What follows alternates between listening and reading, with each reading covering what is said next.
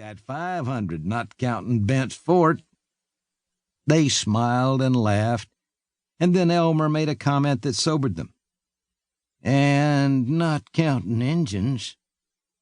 For a while the brothers chewed and didn't say a word, until finally Hiram shivered slightly and said, "This night wind sure gives a man a chill, even in the summer." "Sure does," Elmer agreed. "We haven't come across any sign of redskins, you know," Hiram mentioned. "Not hide nor hair," Elmer said.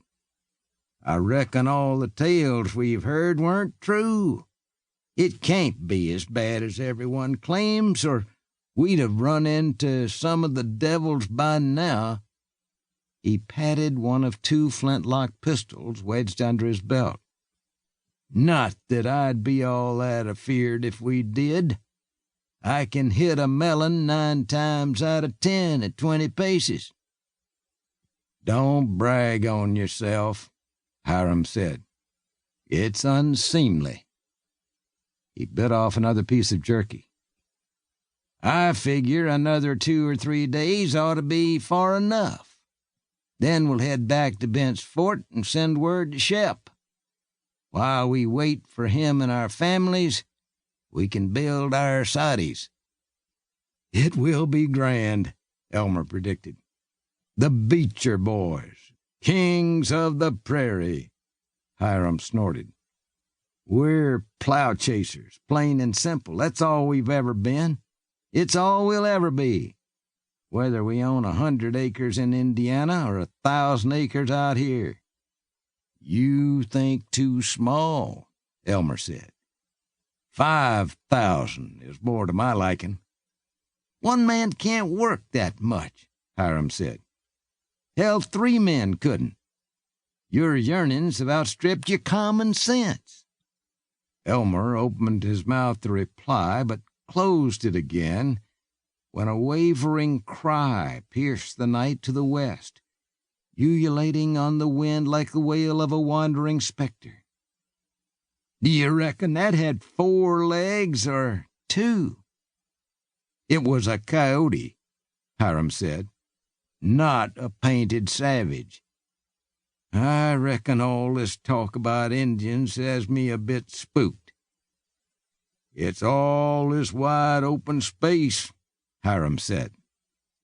"It makes a man feel downright puny." He leaned back against his saddle and stretched his long legs out.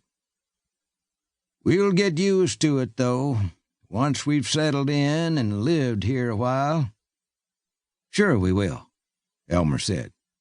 He, too, leaned back, placing his rifle within easy reach.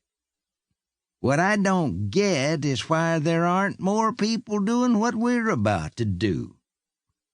"Blame the government and the newspapers," Hiram said, "with their nonsense about this being the great American desert. We've seen for ourselves. This soil is as rich as any back home." "Richer," Elmer said. Hiram tore a handful of grass out by the roots and sniffed the roots. "Fertile as can be. Perfect for crops. We'll start with corn and wheat and take it from there. The excess we'll sell." "And there will be a lot of excess," Elmer predicted. "We'll have dozens of hired hands to help out." "There you go again, putting the cart before the horse." "We'll be the first," Elmer said. "In our own way, we could become famous." "Such foolishness," Hiram said. "Men don't become famous for farming. They become famous for fighting, like Jim Bowie and Davy Crockett did at the Alamo. They're as famous as can be and always will be," Elmer said.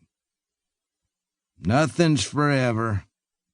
Always is only as long as folks remember, and memories are fickle." The pair stayed up until near midnight, talking.